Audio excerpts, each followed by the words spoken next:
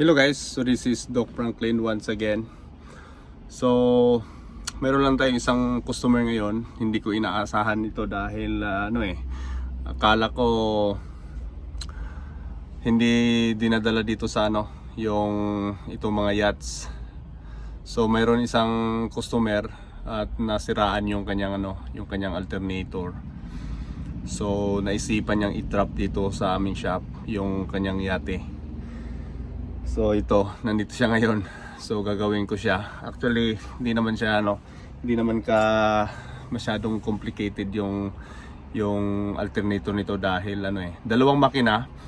So nakapag-decide siya na papalitan yung dalawang makina ng alternator. So parehong V8 na dalawang makina yung nandito sa likod ko.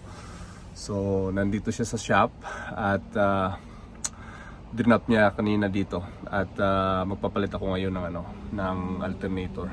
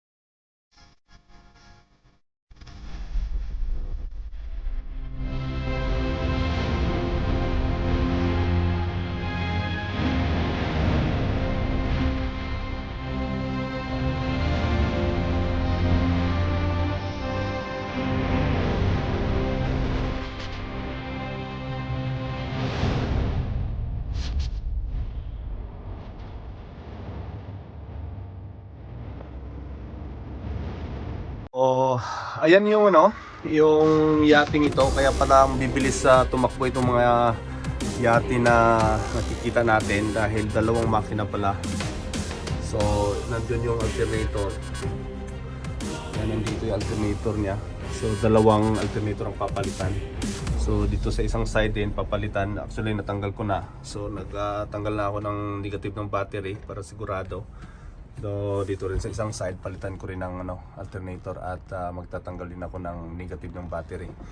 So ayan, para at least may idea kayo kung ano yung nasa loob ng ng yate or yachts. So ito yung makina na ito. So yan yung isang side ng engine, dalawang engine ito pala. So nandito yung isang side. So V8 siya.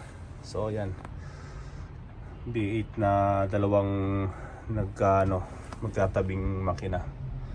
So nandito siya ngayon at magpapalit ng alternator.